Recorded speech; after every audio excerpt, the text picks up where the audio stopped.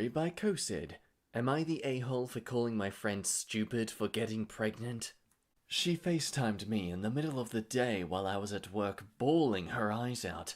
After joking about being late for weeks, never being in birth control, not using any form of protection, and continuing to have pretty active kinky life, she is pregnant. Shocker. My group of friends consists of nothing but pro-choice pre-law students. We all met at the university I attend. So when she called me crying, it was a shock because she's joked so much about it. If anything, she just recently sent a screenshot of how late she is and baby shower games. Maybe I'm being insensitive, but play stupid games, win stupid prizes. It slipped out of my mouth, but I basically said, "And? What else did you expect?" Now she's not talking to me or our friend group. Not the a-hole. It was bad timing, but actions have consequences, and you're not obligated to support or sympathize with her and her poor choices. Did she seriously expect you to say, "Oh, I'm sorry, baby girl, I can't believe it"? Like, she needed a reality check. You're the a-hole based on what you did, and based on your comments. No one is asking you to feel bad for her. As a friend, you should have just listened to her, asked how she felt, what she was planning on doing, etc. Ever heard of being compassionate? Gently, everyone sucks here, mostly for being crass about it, but she chose to have unprotected skinky times, and yes, that does result in babies. Yatta, this seemed like a good time to be the bigger person and give your friend, who seemed to be in real distress, the comfort they needed. Instead, you went for the kick them while they're down option. Unfortunately, this is a clear-cut case. Nobody's saying you need to support their reckless behavior, but friendship is about knowing when someone needs your comfort and when they need your guidance, and I think you used this opportunity to be petty instead of empathetic. Everyone sucks here. She was acting irresponsibly, but she was obviously upset, and in this moment, you could have been more compassionate to the position she's in. Her hormones are probably making her act or feel a little irrational and sensitive right now, which is the worst time to point out issues you have with them. That's what I was thinking with the hormones. My mum cried when she found out she was pregnant with me. I was planned. Then she cried for 2 weeks straight when she found out she was pregnant with my brother. He wasn't planned, but she and our dad are married, had a house, were in a position to have another kid, etc. Hormones are just weird. If it is possibly a case of the hormones, then I guess we can be rest assured that she'll likely come a bit more to her senses and reach out again to those friends and the OP herself, who was clearly a bit of an a-hole in her response to the situation. Yep, that was my brain thinking of issue and situation at the same time. Let's move on. I'm honestly going to say yatta, but only slightly. I mean, this isn't a huge issue what you did. I agree that if she was carelessly having kinky times without really considering the consequences, then I'm also not shocked that she's pregnant, but that doesn't make her an a-hole for being careless. It's not like she was somehow expecting the OP to have the baby for her. She was clearly in a panic and seeking a friend to help her and just give her some clarity in what to do with her life right now. Maybe save the petty comments for when she's complaining about having to take care of her child. This story's a throwaway. Am I the a-hole for hacking into a coworker's email and using the information to get him fired? I did not get along with an older coworker. I thought he was really creepy and immature, and he made a lot of passes at me. I didn't say anything because his mother was a senior director of the company. One day he came to work and said he was in a car crash and that he needed surgery so wouldn't be at work for a few months while he recovered. I found this suspicious because what injury would be so bad it'd take months to recover, yet he could still walk into work just fine? But again, I didn't say anything. After a few months, he came back and started working like usual. One day, while I was using a shared computer, I saw that he'd forgotten to log out of his email. This is where I might be the a-hole. I poked around in it and saw that he'd emailed his probation officer. I looked into it and it turned out he'd actually been the cause of a DUI crash and had gone to jail for the few months where he claimed to be recovering. He had also been emailing his lawyer and had a copy of his criminal record. He'd gone to jail because he already had a criminal past and violated his probation. He'd been in and out of the court system for things like property damage, domestic abuse, he was divorced, possession of meth, and other small misdemeanors. One of the conditions of his probation was that he had to be gainfully employed, so his mother got him his job, he was grossly unqualified, and of course when he got the DUI, he violated his probation and had to go to jail. I still didn't say anything because then I'd have to admit I'd looked at his email. Our company also didn't do background checks. Instead, I made a copy of his court records and sat on it.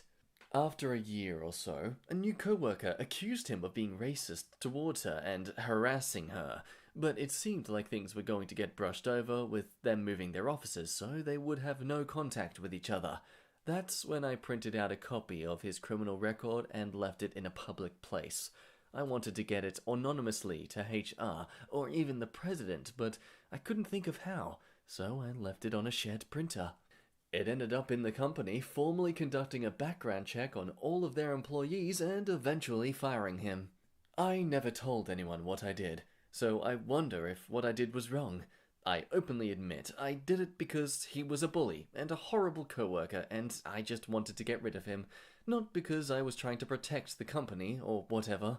From a HR point of view, yes, and if they found it was you, you could have been fired for going through emails. From a concerned colleague point of view, Nata, it's a tough one because I do get why you did it, but you risked your job too. Not the a-hole. He clearly had no expectation of privacy using his work computer for these communications. Also, OP calls it hacking, but it legally isn't. She accessed the emails that were open to be seen. He has obvious issues considering his criminal past and his inability to even behave in the workplace. It seems his mummy had always allowed no consequences for his bad conduct. She was probably the reason the harassment was getting swept under the rug. The only issue I have is you're waiting a year to report it. What happened to his mother? She was complicit in his lying to the company and was allowing an unqualified person to waste company resources. Basically nothing. They needed her, so they kept her. Also, most people were too scared to report, so they all left. Basically, 2 other girls left because of him before me. The girl who spoke up had a lot more social clout because her dad was friends with the president. I understand your position. Everyone has that coworker. But what you did was this. Accidentally stumble on some compromising information that proved he lied when he took some time off work, and instead of just going to HR with that, you kept it to yourself. You secretly lorded that information over him whether he knew it or not, and waited to strike when it would make the most impact. What you did was a vindictive, thought-out, long-term plan born of a chance moment that he did not log out of his computer and the fact that you didn't like him. You're the a-hole. Though technically everyone sucks here because anyone who gets a DUI is an a-hole by default. What you looked into was someone's sensitive information, their privacy, and you took a copy of it for yourself. Replace the guy with a woman and the email with personal photos, and the OP's behavior starts to raise some serious alarm bells. You can't deny that she had the intention to ruin this guy's life. Honestly, you were exposed to the reality that this job was pretty much his only lifeline for some sort of stability with himself.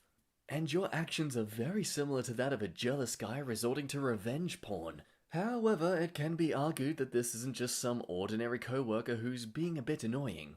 Harassment of any kind in the workplace shouldn't be tolerated.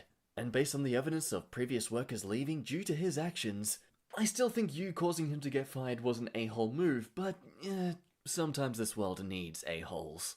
Hello, hi, yes, no, don't worry, you're not tripping out on too much tea. I am a talking teapot. Just wondering if you could like and subscribe this video. Wait, you can't subscribe a video. You get my point. I'm a talking teapot. Am I meant to make sense anyway? This story by a jumble of words. Am I the a-hole for signing a contract with my paternity fraudster? She, he, and I are 18 at the start of freshman year. I was best friends with her since kindergarten. In grade 9, I asked her to be my girlfriend, but she said no because she did not want to ruin the friendship. She began dating a football player in grade 9. A few months ago, in grade 12, she ran to me crying that he broke up with her. We kissed and cuddled while watching Netflix and began dating. And then we even had adult times. It was the best 2 weeks of my life. We then learned she was pregnant. However, a few months later, just after graduation, she broke down and confessed to me that he had broken up with her because he got her pregnant and wanted nothing to do with it. and she began dating me only because she knew that I would be a better father. But that was her only reason for dating me only at first. For reasons I will not get into, probably because to make him take a paternity test to play child support in my jurisdiction is difficult, I instantly broke up with her because 1. I lost validation of confidence and esteem, even if she did begin enthusiastically liking me for me. Sure, I am capable of getting a girlfriend if this does not work out, but only if she got pregnant by another man at first and thinks of me as her friend as a good father and not because of my looks and social skills. 2. She almost caused me to not pass on my genes, or to pass on my genes in fewer kids than I otherwise would have. Before the hate, no, I do not think that my genes are better than anyone else's. Maslow's hierarchy and evolutionary success are survival and reproduction. You commenters want to survive, right? Does wanting to survive mean you think your genes are better? No. Same thing with reproducing. I want to reproduce simply for personal reasons, for the sake of reproducing, to leave a legacy, to be remembered 10 generations later. I was disappointed after thinking that I had progressed for months when it was all for nothing. Anyhow, although I broke up with her, I noticed an opportunity. Since I had no girlfriend, or kissing and cuddling, making out even, other than her and my conversations with women at my college and dating site usage have been unsuccessful, and my sperm donor applications rejected, I think this is the one way for me to genetically have kids. Thus, I proposed to her a contract, stating that I will help pay for this baby only on the condition that she conceives a genetic baby with me 6 months after this baby's birth that we have then also both support, and then conceive another genetic baby with me 6 months after the second baby's, my first genetic baby's, birth that we then both also support, with both babies paternity tested, and the first from the other man too, just in case. I got a free consultation with an attorney and have since been paying him to talk to us and draft a contract for us to sign when it is born. Am I the a-hole? So right off the bat, yes, it sounds a bit ridiculous to the point of, is it even true? But what interested me most of this story is, what if it was? In most cases, we consider someone rather sickening as a human being when they see women as nothing more than an incubator for their children and future offspring. But should someone be ashamed for having a biological desire to have a family and a legacy, so to speak? It's the same sort of motivation to have kids as, oh well, my parents had kids, so I suppose that's what I'm meant to do next. You're the a-hole. Your plan is insane. You are 18. How in the world are you going to support 3 kids in 3 years? What the actual frick? Yatar and everyone in this story is stupid as hell, if it's real. You're 18. You have a lot of time to reproduce. And 3 pregnancies in 4 years? That's a lot for such a young body. Her using you because you would be a good support was a terrible thing to do, but so is pressuring her with that. Yatar, she shouldn't have to sign any contracts to do anything with you, especially not having another baby so soon after her first child. She deserves someone who will love her and her baby for her and not for someone who sees her as an incubator. Okay, all of this under the assumption that you are a neurotypical type of person and are just not good with humans in general. Everyone sucks here, her for foisting another man's child on you, of course, but you, I can overlook the contract. Kind of a premarital contract, but with a twist. Problem is, you are demanding she give birth to 3 children in 3 years. That's a lot of pressure on her body. 3 in 3 is ridiculous. Lighten it to 1 kid a year later. I have to say, I think the whole thing is absolutely absurd, and I'm only basing this on the fact that you're probably a quirky person. That said, this is not how you bring humans into the world. They should be brought into the world with love, and not because of a contract or just because you want to carry on your genes. You should also not be doing this at 18. Natar, why would you be the a-hole? What you are proposing is a form of surrogacy, but a bit more involved because she will be involved in the child's life and you are volunteering to be responsible for the other child.